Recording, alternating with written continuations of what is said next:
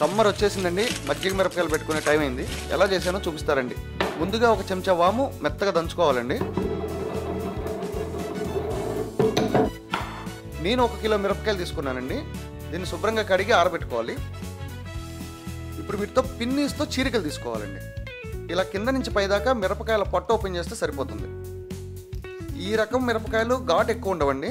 మజ్జిగ మిరపకాయలు పెట్టుకోవడానికి సరిగ్గా సరిపోతాయి. మీకు డౌట్ ఉంటే మార్కెట్లో కూరగాయల వాళ్ళని అడిగినా కూడా కరెక్ట్గా ఇస్తారండి. వాళ్ళకి మంచి నాలెడ్జ్ ఉంటుంది. లేకపోతే నేను తీసుకున్నాను చూసారా, ఇలాంటివి తీసుకోండి. ఇందులో కాస్త రంగు తక్కువ తెల్లగా ఉంటాయి. అవేమో ఘాటు తక్కువ ఉంటాయి, ఇవి కొద్దిగా ఘాటు ఉంటాయి. అలానే మనం రెగ్యులర్గా కూరల్లో వేసుకునే మిరపకాయలు అంత ఘాటు ఉండవు. సో మజ్జిగ మిరపకాయలు పెట్టుకోవడానికి కరెక్ట్గా సరిపోతాయండి. చీరికలు తీసుకున్నాక వీటన్నిటిని పక్కన పెట్టండి. నేను ప్లాస్టిక్ డబ్బా తీసుకున్నాను. నేను 1.5 లీటర్ పెరుగు తీసుకున్నానండి. ఇందాక దంచుకున్న వాము, 350 గ్రాముల కల్లుప్పు వేసుకుంటున్నాను. ఇప్పుడు ఈ పెరుగుని చిలకొట్టాలండి. మెటల్వి, స్టీల్వి, అల్యూమినియంవి వాడకండి. ఎందుకంటే ఇందులో ఉప్పు వేసుకుంటాం కాబట్టి అవి ఉప్పు తినేస్తాయి. కొద్దిగా నీళ్ళు పోసుకోవచ్చు, కానీ పలసన చేయకూడదండి. ఈ మజ్జిగ కాస్త చిక్కగానే ఉండాలి. జాడీలు అయితే పర్ఫెక్ట్, కానీ నా దగ్గర ఈ సైజు జాడీ లేదు, అందుకని చెప్పి ప్లాస్టిక్ డబ్బా వాడుతున్నాను. ఇప్పుడు మిరపకాయలన్నీ మజ్జిగలో వేసి బాగా కలపాలండి. మూత పెట్టేసి 3 రోజులు ఊరనివ్వాలండి. ప్రతిరోజు ఉదయం ఒకసారి, సాయంత్రం ఒకసారి ఈ మిరపకాయలని కింద నుంచి పైకి, పైనుంచి కిందకి బాగా కలుపుకోవాలండి. పెరుగు పులిసిందైనా ఓకే, ఎందుకంటే చల్ల మిరపకాయలన్నీ రెడీ అయ్యేసరికి పెరుగు బాగా పులుస్తుంది. ఆ పుల్లదనం యాడ్ అవ్వడం వల్ల మిరపకాయలు చాలా రుచిగా ఉంటాయి. కొందరు దీంట్లో పసుపు, కాస్త నిమ్మకాయ రసం కూడా యాడ్ చేస్తారండి. అది పూర్తిగా ఆప్షనల్.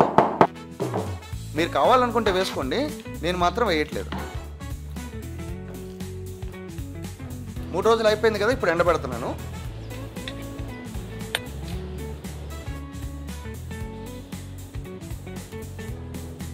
ఉదయం ఎండిన తర్వాత సాయంత్రం మళ్ళీ మజ్జిగలో వేసి ఊరబెట్టాలండి. ఇలా డబ్బాలో ఉన్న మజ్జిగంతా మిరపకాయలకు పట్టిన దాకా మనం ఆరబెట్టుకోవాలి, ఊరబెట్టుకోవాలి, ఆరబెట్టుకోవాలి, ఊరబెట్టుకోవాలి. ఇదే పని అండి. నాకు వారం రోజులు పట్టింది.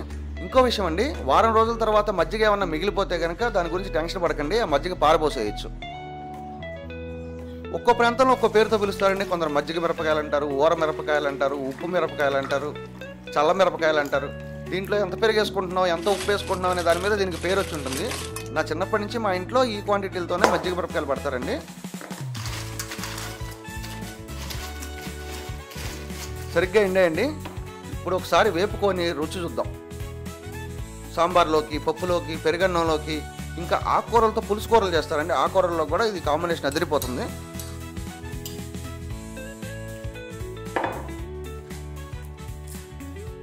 ఉప్పు సరిపడా ఉంది, ఘాటు కూడా ఎక్కువ లేదు. మీరు కూడా ఒకసారి ట్రై చేయండి.